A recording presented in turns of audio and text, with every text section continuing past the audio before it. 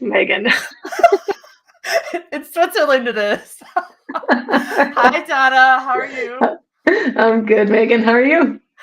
I am very, very good. Yeah, for our listeners' benefit, we're just sitting here chatting away. I'm like, oh shit, it's it's 2 o'clock. We got to start. Okay.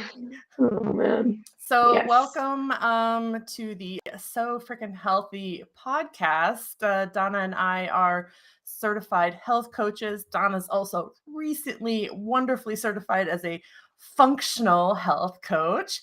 Wow, chicka bow bow. Good job. Good job. Thank And you. that took a long time. How long did it take for you to finish that certification? No, that one was a very full on year. It was a Whoa. very full on year. But Yeah. it was helpful that I worked with so many functional medicine doctors in the past. That Mhm. definitely helped. But Yeah. we're But at it in soon. all of that, Donna and I are neither psychologists, we're not medical professionals. We're just two awesome women who love to talk about all things health and wellness. So please take all that with a grain of salt and don't do anything stupid. Please. And thank you. Please and thank you. Okay, today we're talking about self-discovery. And what does self-discovery mean for you, Donna? Self-discovery to me means knowing yourself better and therefore being able to take care of others better Mhm. because you're taking care of yourself better, if that makes any sense. I said better so many times. I'm sorry. That's okay. Yeah, I was, me and my research. Donna joins and Megan does research, but this is, I think, really gives us the good balance for these episodes. So I looked up the dictionary, there is a definition in the dictionary of self-discovery. So I I'm looked sure. this up just to kind of see, like, are we using it correctly in the frame of health and wellness? And it says the act or process of gaining knowledge or understanding of your abilities, character, and feelings, which I thought actually was a pretty good On the definition. nose. Yeah, Yeah. on the nose. Yeah. So those of you who are listening live, hi, Mom. Hi, Mom. Feel free to drop some questions in the chat as we go along, and we will try to answer those. And yeah, and then if you're listening later on, do feel free to also drop some questions into the chat, and we will get back to you. Or you can email us at sofrickinhealthy@gmail.com. Donna's laughing because I have mastered the restream process now for live streaming. She's just like, her mind is blown. For those of you who are listening later on in the podcast version, I'm putting up banners and graphics, and Donna's just like, her mind is like, Fully. Yep. 100%. Well done. I love it. all right. Okay, so let's get into the first part of this. We have three topics today around self-discovery. So let's just talk a little bit more about what self-discovery is. Donna, what do you do with your clients? You focus a lot on food and nutrition, I and like that. from Yeah. that frame of mind, what is the self-discovery for your the kind of self-discovery that you do with your clients in that frame of mind? Yeah, that's a good question. I think what brings to a lot of self-discovery with my clients is just kind of asking the right questions, right? So, you know, getting to know the client better, understanding if family is a big, topic or a big part of their world, or if it's their career, or if it's their physical activity. Every single person has their own passion and something that they either love to do or are dreaming of doing, right? That's what they want, and that's their kind of like dream life, whatever that may be. So getting in touch with that, I think, is really important. Understanding what their kind of life is at the moment, and what their life, if they could take a magic pill and life would just be the perfection that they want it to be, what that would be like. And in terms of nutrition, I think it's definitely, a lot of people do come to me for that, although we do talk a lot about every single aspect of their lifestyle. Um, it comes down to, is it my family that I want to feed a healthier diet? Is it my kid who Mhm. has ADD and I need to support him nutritionally? Is it my husband who has high cholesterol that I need to, whatever. So it's kind of looking at their health history and understanding from them also what they are looking to tackle. And that already gives me a good indication of what area of self-discovery we need to also focus on for that Mhm. person, if that makes sense. Mhm. Mhm. Yeah. Yeah. Yeah. I feel like we've talked about it in the past. Well, actually just last week when we were talking about leaky gut, I think we talked about it a lot in terms of Mm. self-discovery. And that's why the topic came up today when we were talking about what we wanted to talk about. I'm like, we've been touching on this topic of self-discovery a lot. And what does it mean to know yourself better, or to listen to your body and that kind of thing. And I feel like I was trying to pinpoint when it was that I started to like listen to my body and actually think and reflect on myself. Mm-hmm. And it sounds stupid because you're living with yourself all the time. You know whether you like green beans or not. Yeah, I mean, those are the easy stuff, but that's kind of like the skimming the surface of the water. Like, what kind of foods do you like? What kind of movies do you like? And what activities do you like? This is all self-knowledge and self-discovery, but it's kind of like the surface stuff that comes because you are living in the world, right? Yeah. Like that somebody asks you to do something, you go do that activity, and then later on you're like, I didn't really like that. I like that Yeah. person, but I don't like doing that activity. And that's self-knowledge, right? That's self-discovery.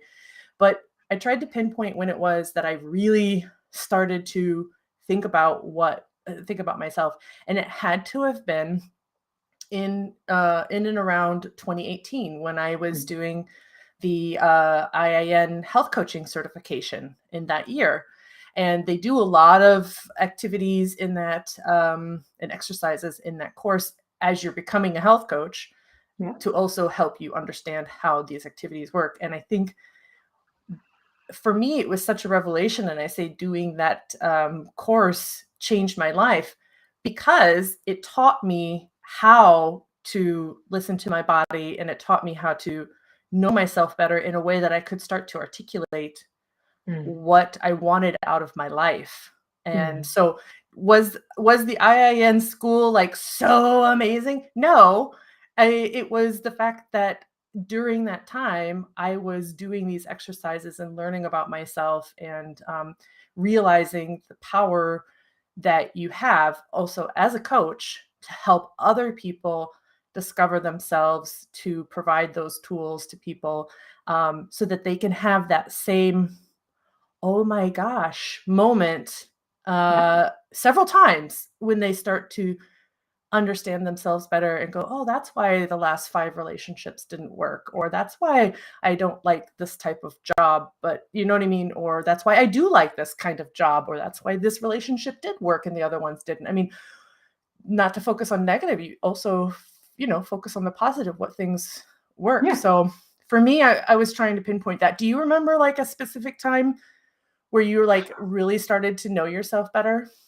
Yeah, I think there were a couple, but just before I even share that, there's something that you said which really kind of triggered something in me.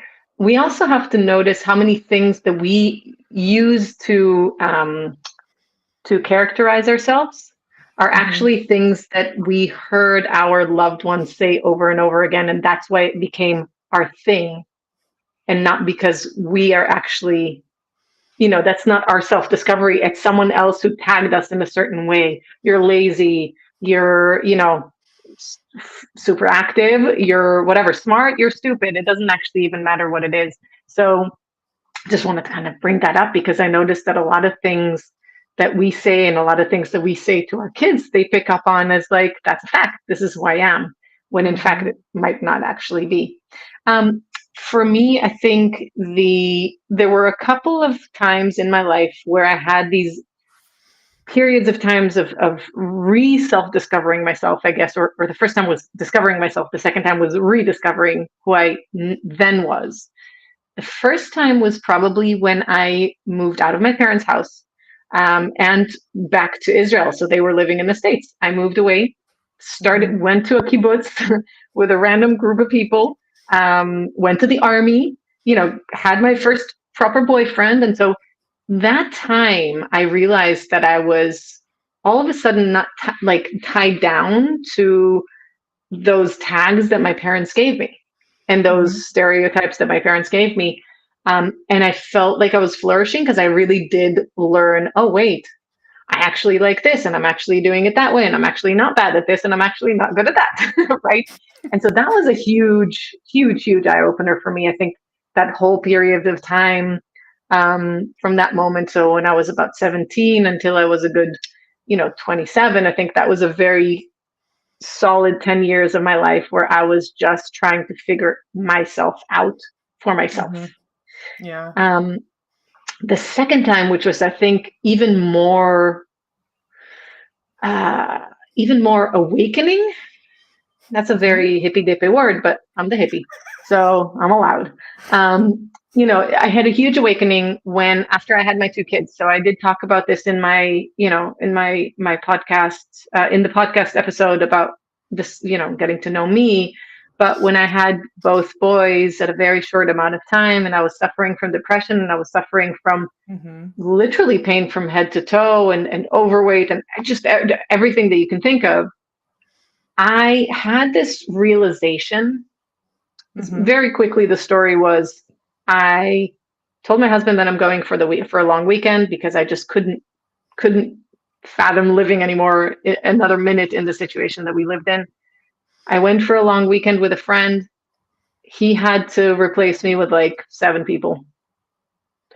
And for me, that moment of just understanding that I am a very important core that is holding on to this family together, and the core of the caregiving of the family, and that if I'm not around, this place will fall apart most likely, because who has 7 people constantly being able to help you? That's when I started my self-discovery, because that's when I said, you know what? I may be a mom and I may be a wife, but who am I? And what is important to me, and where am I in this world where I'm Danna and not a mom and a wife, right? So I wanted to break free from that title of being people being relying on me, but rather like, who am I? So that was definitely something that started the ball going for me in the functional medicine realm, but also in the self-discovery realm, where, that was just a life-changing for me, for sure. Wow. Yeah, I think that's I think when you're in a position like you are, where you have dependents, people who are relying on you, or you're responsible for them, I think that self-discovery takes on that second level of not losing who you are in all of those roles that you play, right? And I feel like a lot of times, especially mothers, but it can happen also with fathers or let's just say parents in general, they're focused very, very much on their child's life. A lot of times the world revolves around the children, their schedule and everything else. And then the children are gone, and that whole empty nest thing. The empty nest thing is, those parents going, well, who are we without the responsibility of our children to take care of? Right. And that's why I think it's super important, especially for parents or any kind of caregivers, because I think caregivers, especially in general, whether you're taking care of yourself or other people, your children or somebody else, have a tendency to put everybody else ahead of themselves and not really know what they would like to do or who they are without that role.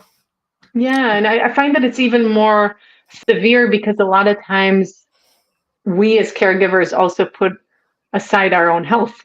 So, it deteriorates, right? And then when you're not dealing with your own health, you're putting them at a bigger risk. And it's very hard to understand that taking care of yourself will mean taking care of others better. Mm-hmm. right? We've grown up being told that if you think about yourself first, you're being selfish, Mm-hmm. Mm-hmm. right? Whereas when you're thinking about yourself first and you're making sure that you know Mm-hmm. yourself and you know what you need and you know where you're able to take care of others better and you're able to say, look, stop, no, I don't want to burn out, I don't want to, explode, I don't want to, I don't want to come to a breaking point, because then it's a much harder kind of point, like almost a point of no return. I don't believe in that, but like there's a point where it's so much harder to go Mm-hmm. back to where you want to be. Yeah. Cool. I also, yeah, but just before we move on to the next kind of segment here, I also think that, and I've been thinking about this lately, is about young people, about the 16 to 24-ish range, right? So 16, they're kind of, they could live on their own. They're adults. They are capable, right? Not maybe fully functioning yet, but still they pretty much have their own thoughts and ideas. I mean, it happens earlier than that, but I think 16 is a good age.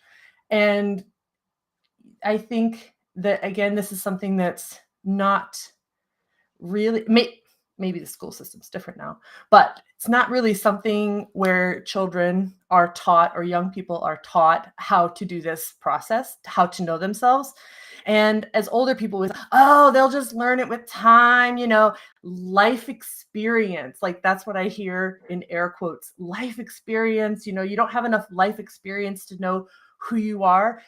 But that's not a good thing to say. I think that people of that age know who they are. Maybe they can't articulate it, but it's, again, I think it doesn't matter if you're 65 or you're 25, if you haven't taken the time to really think about it. And I think that's where the life experience comes in, is because you have more experiences to then build your database of data points to go, oh, I don't like this, or I do like that, right? So I think it happens more naturally for the 65-year-old to know what they want. But I think it's more important for the 16-year-old to know who they are, what they like, what they want, or to know, oh, I don't know that yet because I haven't had that experience. So let's go have that experience and let's figure out if I like it, right? And that's part of what we'll get into in a minute. But I'm really focusing now more on young people. Maybe this is because my nephew's 18. Oh, is he 19? Yeah, He's 19 now. I figured. No, you know what? And again, don't get me started about the school system. I don't want to even talk about that because that will start a whole new conversation where Donna's not happy. But I think you're right. I think there's definitely things that we're unable to yet learn about ourselves at age 16 just because we haven't ripened enough. Do you know what I mean? Like, it's not even the life experience per se, but it's just that as a 16-year-old, our hormones are bouncing off the walls, our emotions are bouncing off the walls. Our brain is not yet fully formed, right? So it's a little bit harder to kind of understand what the fuck is going on and who's against who in this world. But it definitely, I see why you're kind of talking about 16 plus. It definitely, I think, starts there. And I kind of noticed that for myself when I was in the Army at age 18 to 20. And then leaving the Army, I mean, it was a very rigid, very kind of like, freaking Army. It's what you think it is. And then leaving the Army and going traveling and meeting other 20-year-olds from across the world, from Australia all the way to, like California. You notice that, yes, there is definitely, the life experience definitely does something. It does make you understand things a little bit differently for yourself and others. And also being outside of the realm of, when you're in uniform, you're part of a group and you lose your individuality. You lose your a little bit of yourself. And then you come out to the world and you're like, what the fuck? Like, what is happening? Yeah. Who's what, where am I? What am I doing in this world? What do I want for myself? And so that's why a lot of people in Israel, a lot of kids, really 20-year-olds in Israel, just get up and leave right after the Army because they need to discover themselves. All right. So it is, we actually call it the self-discovery trip, because we are trying to figure out what now. We went into the Army right after high school. We're coming out, we're considered adults, right? We're Mhm. supposed to find a job. We're supposed to start our life. We're supposed to rent a house and buy a car and whatever else we need to do. And how the hell do you do that? Because you don't really know what's Yeah. going on. And but I think even if it's unfortunate, because the way that at least the US system works, by 16, you kind of have to start thinking about what you want to do with your life, right? Because you need to start applying for colleges, and you need to apply to the colleges that make sense for what you want to do. And so Yeah. that's why I kind of picked that age. And it's also why I think that it's a really important point in someone's life to start self-discovery. And they're almost forced to start to understand and just, and I think it's a shame. Actually, I like that idea of doing something immediately after high school that has nothing to do with your career choices, whether it's traveling or army or some other kind of something where you can say, okay, I'm going to learn more about myself and then go to college a year or 2 years later so that you really understand what you want to do with your life. And see, that's the thing. That's why I can pinpoint that time in my life in 2018 where I'm like, oh, now I really know what I really want to do as far as work goes. Because I'm like, I didn't, up until then, I was kind of just like swimming. I was swimming with the current, and wherever the stream was going, that's where I went. Now I was fortunate that the current took me in really great directions, but it was nothing because of me knowing what I wanted out of my life. It was just right place, right time, good attitude, optimistic personality, and being a white female. I mean, these were my advantages. I mean, other than that, I would just like, it was luck, and I'm here, right? Nothing of my own. Let's say, I'm not saying I'm downgrading who I am, but I'm definitely saying I did not have a vision for that I was going to be here. I mean, some people are like, I want to be outside. I want to go to see the world, or I want to like stay at home and I want to build a family, or I want to do this. And they have this vision. And I think that that's great. And I think that when I see young people who are so laser focused, I think, wow, what a position to be in, to know exactly enough about yourself to know that that's the direction that you want to go in your life. And of course, that's going to change. Self-discovery is a journey, right? What you want at age 15, 16 is different than where you are at 25 and 35 and so on. So that's why I think it's definitely a journey. It's definitely not like a one and done thing. It's kind of like a every couple years checking in with yourself type of thing. But let's move on then to the next part, which is why, and we've kind of alluded a little bit to this, but why is self-discovery an important part of living your best life? For this, I think we've touched on several things already, but I mean, I think the major points are knowing your physical body better helps you have a healthy existence. Like your best physical body is being managed because you're listening to yourself after you've eaten different foods, and like what we talked about last week with elimination diets, or taking things out, putting things in.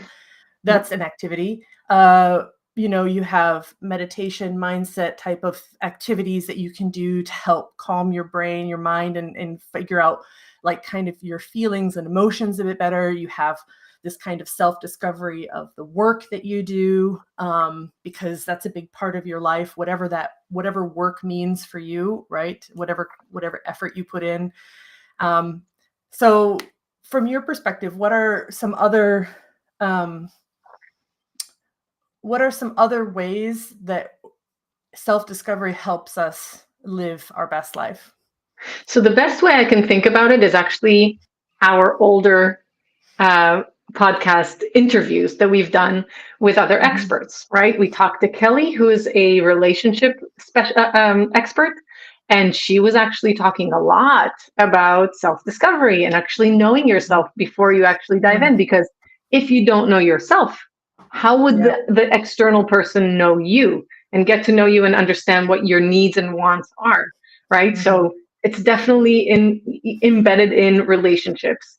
I was thinking about Martin, who was talking about the heart-brain connection, right? Mhm. If we're going against what we want, or stress, or right, if we don't understand what are the stress factors in our lives, or if we don't understand what it is that is our that makes our heart beat, right? If it's Mhm. career, right? If we're doing something for years and years that we don't enjoy, just like Martin was talking about his own career, then you're not going to be a healthy person. You're not going to be a happy person, no matter how good you eat or how good you sleep.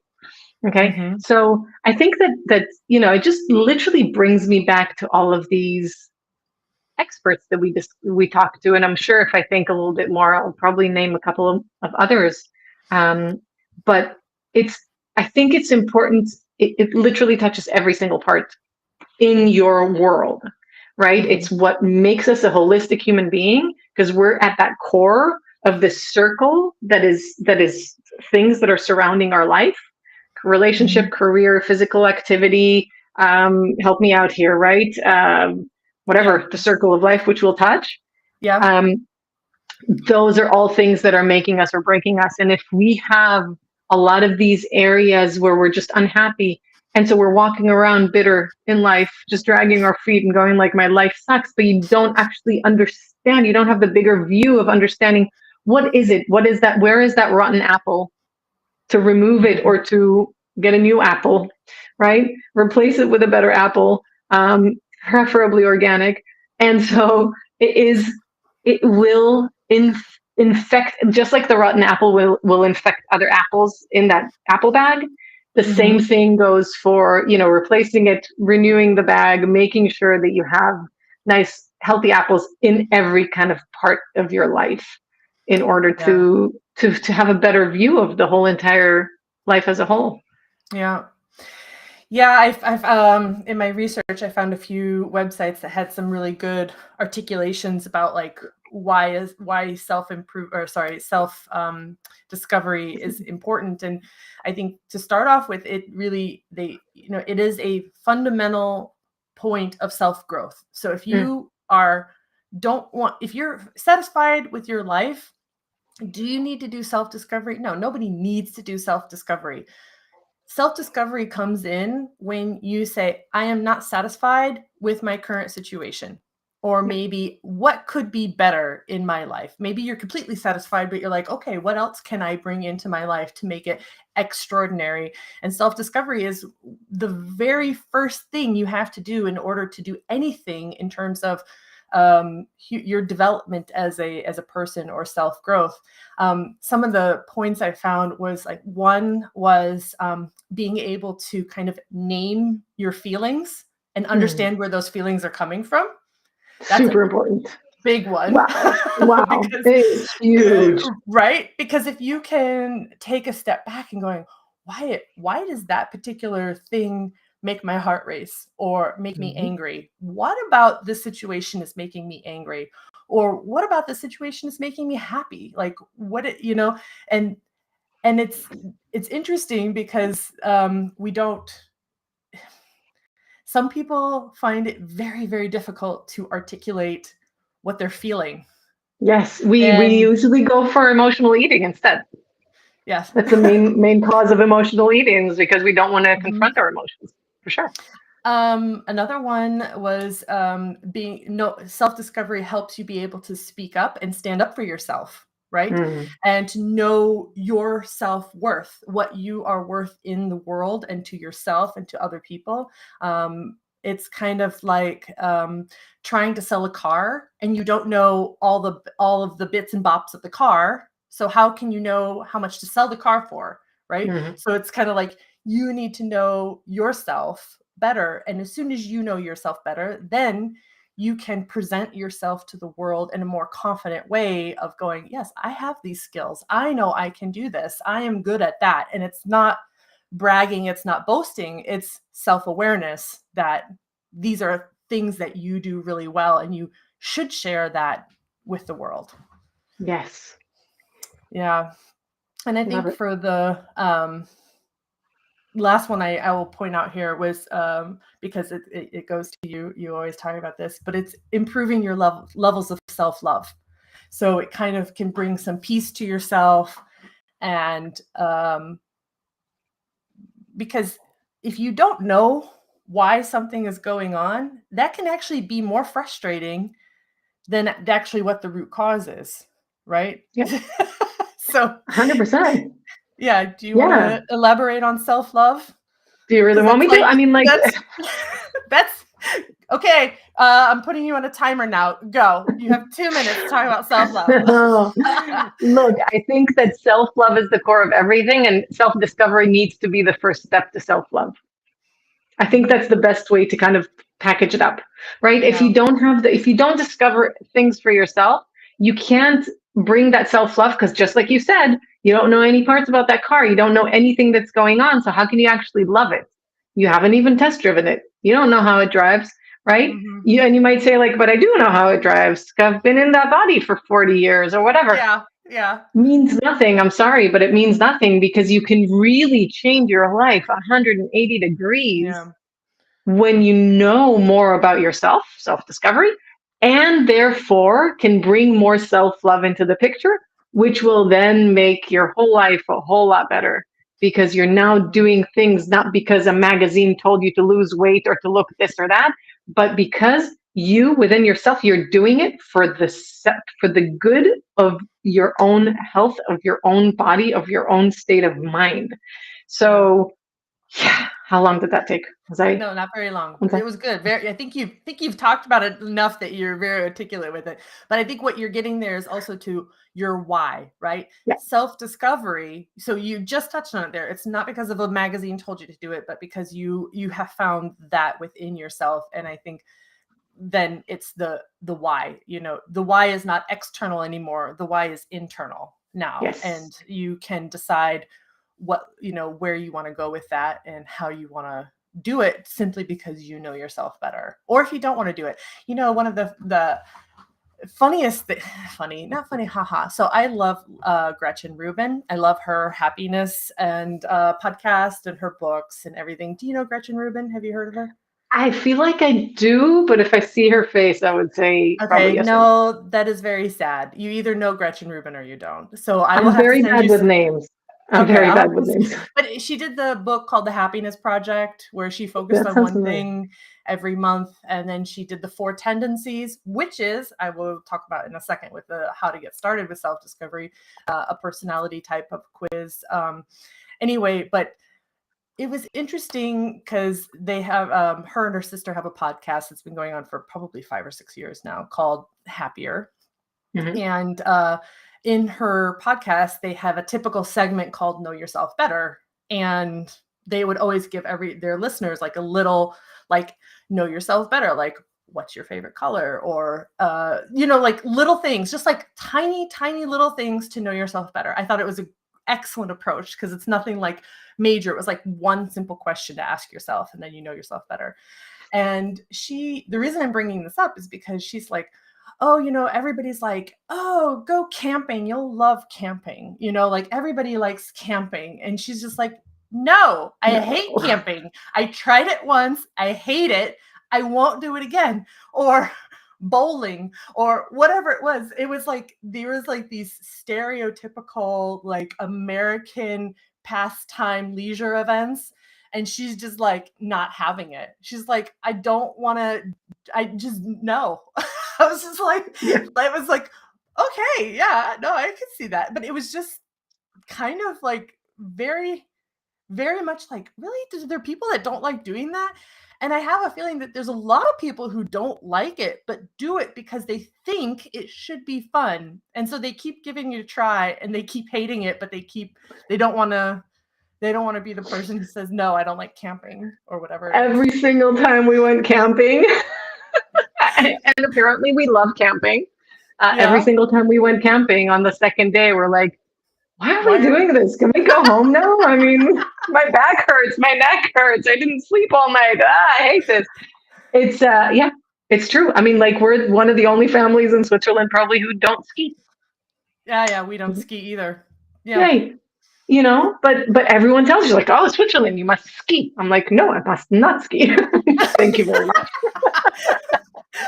Yeah, that's true. I think that's one of those that I also agree with. Everybody's like, well, do you ski? And I'm like, no, I snowshoe I walk in the snow. I look at the beautiful snow. I wait in line with all the skiers to get to the beautiful snow, but I don't ski. Yeah. I hibernate. I don't even do any of that. We will have to make a No. date to go in January, February, somewhere in the mountains so that you can experience the wonderful blue skies and snow and sun of being in the mountains during the winter. Oh, It's sweetie, fantastic. I lived in Interlaken for 2 whole years with a Swiss husband. Trust me, I got all of that. I love it. If it's sunny, Yeah. I'm That's what I there. mean. I only go when it's sunny. Yeah, and I don't move. I do not like to almost die No, constantly. I like to go up and go to the place at the top and have a beer and get a suntan and enjoy the weather and the So I fresh love air. you. All That right, is okay, exactly why I love you.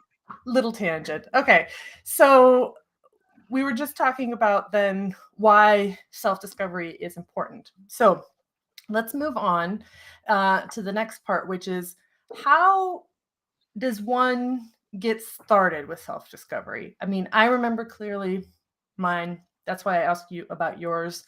And I have a feeling that some people who are listening maybe need a starting point, like if you're interested in how to get started with this. And there's a lot of things you can do. I mean, just Google self-discovery and Yeah.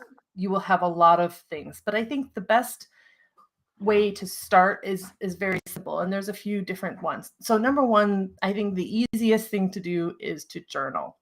You don't need anything but your computer or a piece of paper and a pencil and a few journaling prompts, a few things, questions that will help you think about things. So that's like the basic. The basic is just giving yourself some space and having an interesting question to let yourself ponder. You might ponder while you go for a walk. You might ponder while you meditate. You might ponder while you're, knitting or doing some other kind of handicraft where you don't have to think. You just, and allow your mind to wander, and then you can journal about this. Do you journal, Donna? I don't journal. I journal a lot in my own head, which doesn't count, unfortunately. I don't, and so this is why when you said it, I was like, yes, this is something that I think is really important for those who that resonates with. For me, it would be easier if I just left voice messages because I'm That's quicker a form at that. of journal. That's a form of journaling. Yeah, like exactly. No, I think that's. I didn't mention that in my form, but yeah, digital or analog. I think either way. But I think the whole point is the act of sitting and thinking about it, and then recording in some way or shape or form your thoughts and feelings on that. You may never go back and look at it again. You may never and it doesn't watch matter. it again. It doesn't matter. No, it doesn't matter at all. And I think, for me, I think what helped, or let's just say that I think tools that are really helpful, especially, of course, when you don't have someone prompting you with questions. And that's something that I kind of mentioned before in passing, and I know that you're passionate about it as well, is the circle of life. There's another name for it, I think, out there, but there's 15 names for it. I found another one called Wellness Wheel or Life Wheel, whatever. all of these. It's essentially just a level of satisfaction for different areas in your life. Exactly. Yeah. Exactly. And I think that one is really helpful because when you prompt yourself, I don't know that you would literally think of all of these parts in your life, right? So we're looking at nutrition, we're looking at career, and we're looking at, some people won't even think about their career, although it's making them miserable. They're like, well, it's my job. What am I going to do? Right. So they don't even think that that's an important part. But a lot of things that will prompt you to think, if I isolate this part of my life, if I isolate relationships, which doesn't have to be romantic, right? Friendships. Am I meeting my friends as much as I want to? Do I love my friends, or do I just hang out with them because I kind of have to? All of these questions digging in will make you really kind of isolate each part and think and go, you know what? This part, I'm 10 out of 10. I'm super happy. I love this. I love, what I do in this part of my life. And with this section, I feel miserable. And so it gives you a little bit more of a direction on what to focus on, and maybe help you think of how you can move forward. So that's one of my favorite ones to do, and also to kind of have my clients look at. Super helpful. Yeah, a couple of months ago, I went through the interwebs and found all these different wheels. So for us, it was called the Circle of Life from IIN. I've seen Wellness Wheel, I've seen other things, but in general, it is whatever areas of your life you have.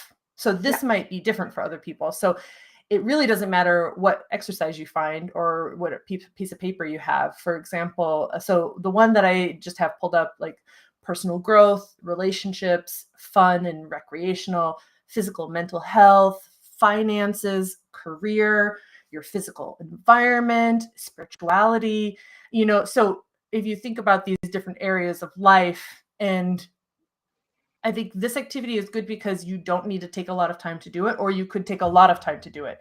Yeah. Within 5 minutes, 10 minutes, you can say, the only question you have to ask yourself when you're looking at this is, how satisfied am I in this area of my life? And according to your own scale. And I think that's important to point out, because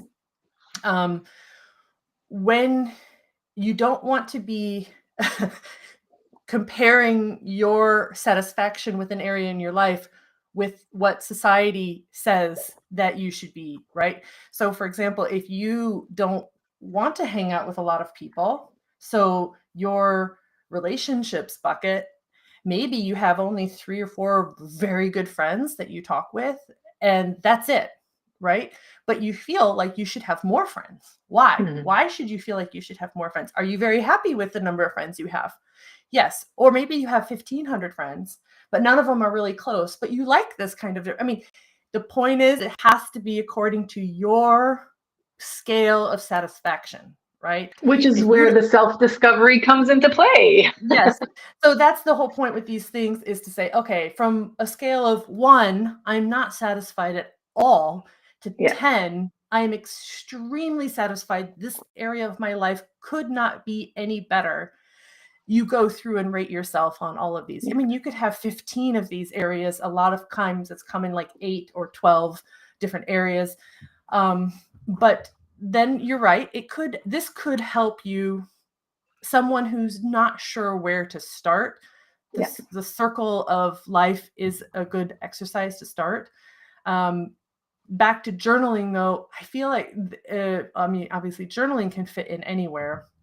But I think it's also a really low bar, and I think it depends on the type of question. So there was some interesting questions, but I feel like sometimes you can also take the same set of questions and ask yourself those questions about, your spirituality, about your physical environment. So you can find a good set of questions, journal about those things to help you go through the process, and then you can define your level of satisfaction in that area, and then keep it. You date it, put it away, take a picture. And then it is amazing, because if you start to then you start to work on those things, you start to do a bit of self-development and self-growth.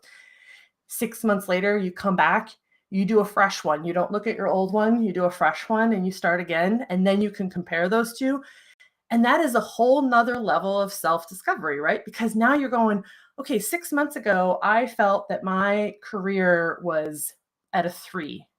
But since then, I've focused on X, Y, and Z, and now I have different projects that I'm working on, or I can see that I have now a different career path, and now I'm feeling like a 7. I feel like when people can see a number change, it's somehow a little bit more real, or also gives the person the mental capability of understanding that they've grown. Right? Or that they've changed. Because sometimes you're in your body. So change is gradual. It's like living with someone, and over time their hair gets really long, or they start to get a little fat or a little thin. You don't notice it because you're with them every day, but other people look at it and they're like, oh my God, your hair's gotten so much longer. And you're like, really? Is it that much longer? So it's the same thing for personal growth, I feel like. Something important to say is that most likely, even if you don't work on these discoveries, your life would change after 6 months, right? What Yeah. we're doing when we're journaling, when we're doing the circle of life, when we're using any tool out there that is available for us, is that we're doing it more consciously. And so Mhm. therefore we're trying to maneuver things in a way that we want them to go, rather than I'm feeling miserable about this and that, and then 6 months later I'm feeling miserable this and that and two other things, Mhm. because it just kind of the rotten apple effect, right? So we're just feeling run down, we're feeling exhausted, we're feeling miserable, and now we're working out less and we're eating not as good and we're not sleeping as well because we hate our job and we don't have friends to talk to, right? So Mhm. it's just really kind of collecting that information can be helpful in a positive impact. Whereas when we just kind of go through life, we're living the life that is kind of being tossed at us instead of taking it by the balls. Pardon my French. Sorry, Mom, Okay. if you're still out there.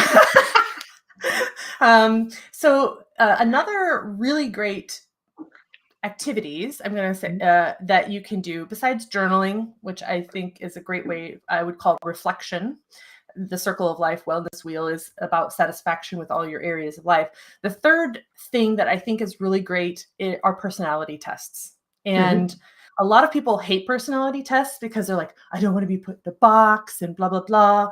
And I get that. I mean, you have to take it with a grain of salt, right? Yeah. Because personality tests, the reason why personality tests are important or a good, useful tool in self-discovery is giving you the right vocabulary to talk about yourself in different Mm-hmm. ways, right? So I think the one that personality indicator that most people know is Myers-Briggs.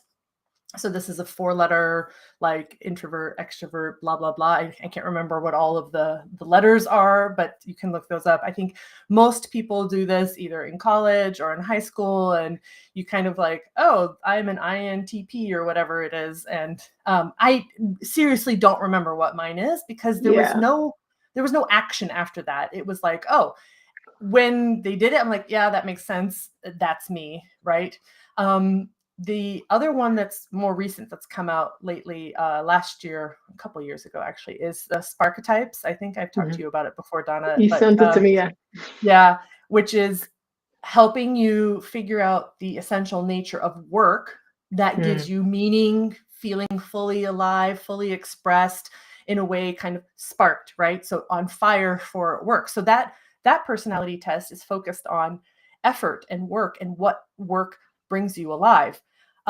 We talked about love languages with Kelly, which is Yes. coming out in a new episode. And that's how you talk about your love, like giving and receiving love.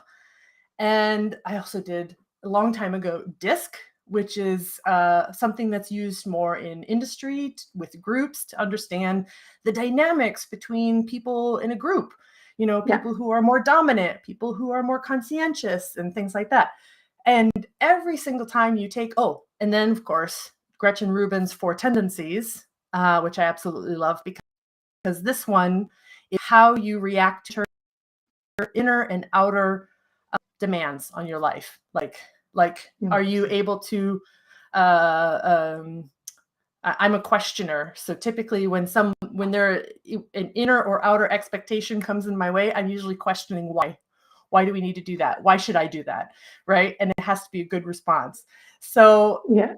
every single time you do one of these personality quizzes is one little bit more piece of information that you can talk to your loved ones with. Like my husband and I talk, we use love languages all the time, but also helps you understand what work you want to do and all these other things. So I don't know what personality tests have you done, Donna, and what are your experience with those? I probably have done most of the ones that you mentioned. The one that I'm thinking of that I've done lately was actually through FMCA.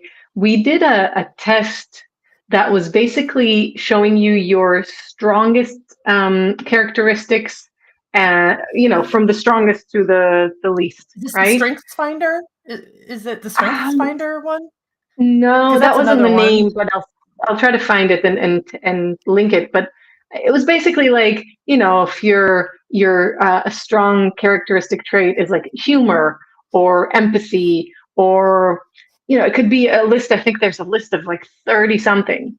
And what was interesting about that one is we talked about it was, of course you get the first 3 or 5 that are just, boom out there, that maybe some of them you didn't even think of as your strong characteristic trait. Mhm. But most people, what they do is they'll look at the first, and then they'll go all the way down to the bottom and check the ones that they're not good at, and then they'll just start beating themselves up about those. They're like, yeah, I don't have empathy, or I don't have humor, like.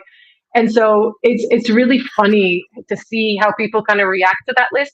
But what I really enjoyed about that list is that I discovered for myself, I was like, oh wow, okay, great, yeah, this I actually knew was a strong trait of mine, and I do use it and utilize it every single day.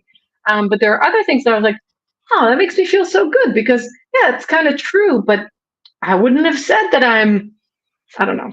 I don't remember which ones were mine, but like empathetic, right? I wouldn't have said that about me, but that feels so good to actually know that. And that's a characteristic trait that I can utilize for myself, to myself, and also externally Mhm. to others. So, I think that one is also a really good eye opener, and just makes you feel good also, so it's a nice kind of like, oh, you're Mhm. okay. Especially if you're sitting there going like, oh, I suck and my life sucks and everything like that. It's a really nice way to kind of like refresh that and go like, I'm actually Mhm. an okay person. Yeah. I think it also helps you feel seen and sometimes validated, some of these personality tests, to say, "Oh, yeah, no, that completely what this is saying about me is completely true." But you would never have been able to articulate that yourself. You know what I mean? Because number one, looking at yourself from outside is impossible, right? Yeah. It's like, oh, you can say what you feel, and like you can see, say what feels good to you and what doesn't. But like, I find it interesting, when I left the company and people were giving me all these wonderful props. It's like, like as a going away thing, and oh, you're so great at this and you're so great at that. I'm like, oh my gosh, okay, these people really think I'm amazing, right? But it's like, of course, I knew I was doing these things, but you don't realize what sticks out also to people Yes. outside of you. And I feel like these personality tests, number one, are also a good way that you can talk to other people. You're like, hey, I just took this personality test and it said this and this and this about me. Is that something that you see? Like, and that's Yeah. another way to get started with self discovery, which seems counterintuitive, asking other people. But that is something, unless you ask people for feedback about things that maybe you do to other people that are irritating that you don't know, that is self discovery. Even if you're not discovering it yourself, you're asking somebody else to help you with that, right? But as soon as you know, like, oh, my partner, every time I do this, this rubs my partner the wrong way. Now, that's of course his reaction or her reaction, Yeah. right?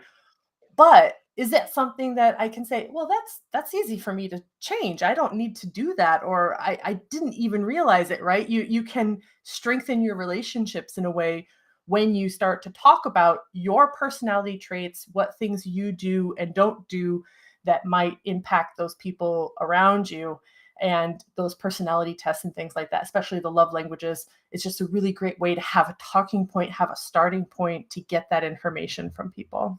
Yeah, 100%. I find that, it's funny with the kids. A lot of times, they would come up to you and ask you a question, Mhm. and you're like, oh, interesting. Or they'll say something to you, like, you're the best mom because you do this and that, because they just saw another parent do it another way. And I think it's also like one of those things where you're sitting there and you're like, I'm the worst parent ever. I don't know many parents who are like, I'm the best parent. Like we don't do that.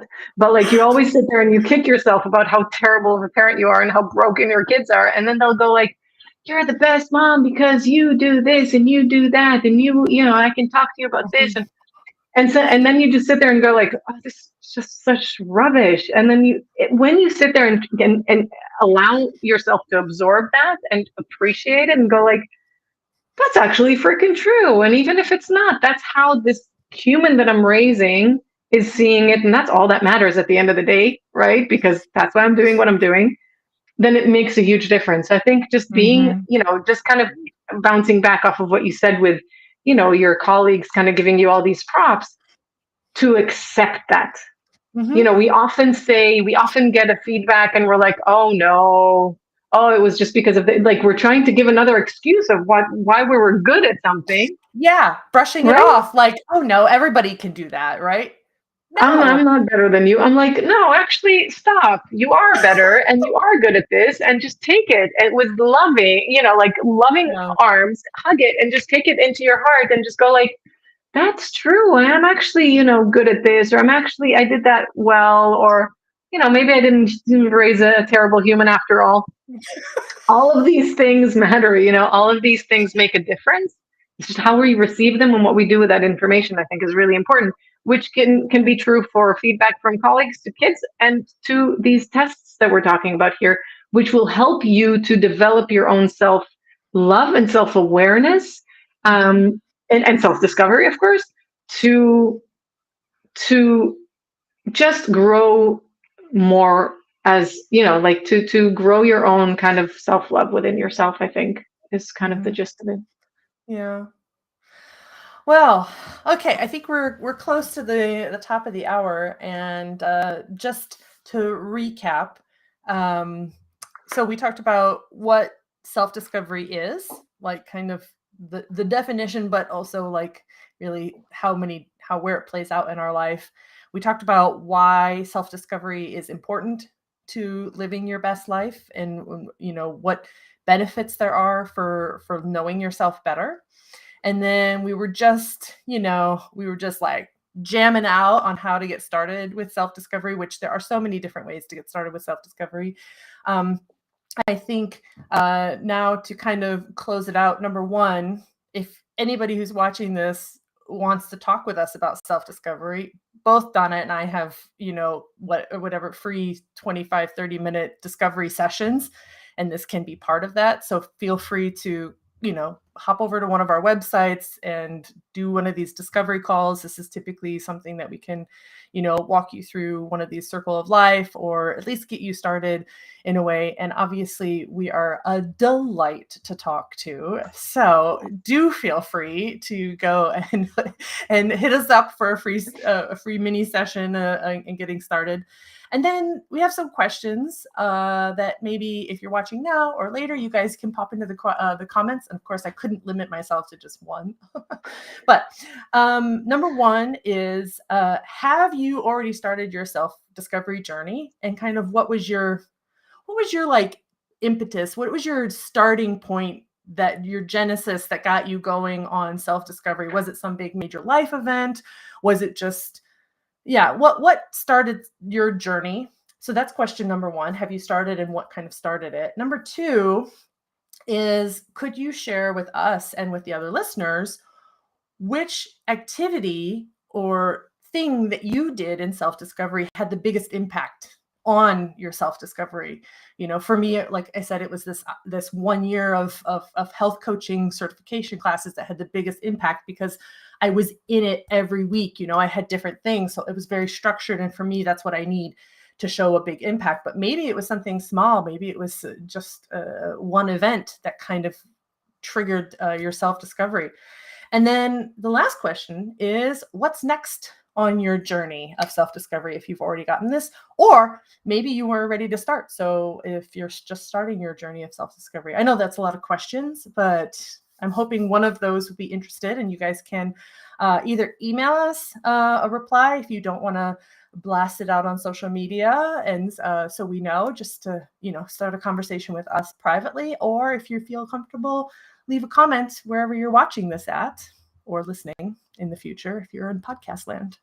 Yeah, and if you have an incredible story that you're happy to share with the world and Ooh. comfortable to go on a podcast with us, we would love to have a mini episode with you where you can share all that, and we can dig in there Mm-hmm. and ask all the nitty-gritty questions just to get Oh yeah. the full story. Oh, that's excellent. It's a very good idea. Cool. Okay. Well, we are at the top of the hour, and we will talk forever, but we do need to go and do other things in our life. Although it is Just sad. Oh, one yes. more thing, one more Yeah. thing. If anyone is looking for a DJ out there, Megan is showing some incredible, incredible. You've been DJing those like things happening under our screen. Look at that. Look at that. I mean, Yeah. seriously, if you're looking for a video DJ or hi Angie or any type of DJ, I think Megan has just incredible abilities here. So Yeah, yeah. for Fizzle. Look, look, we've got Angie. Woo Hey woo, Angie. Angie. Angie's on Central Time, so it's early, but she's I an early bird know. anyway. Anyway, we'll have Angie on the podcast soon. She's on our list. Angie, Sweet. let's get in touch. I'm watching you. Angie, please get it going. All right, guys, we will leave it there. So, Donna, I'll see you soon, and everybody else, have a nice day. Peace out, guys. Thanks a lot. Bye, Angie. Bye.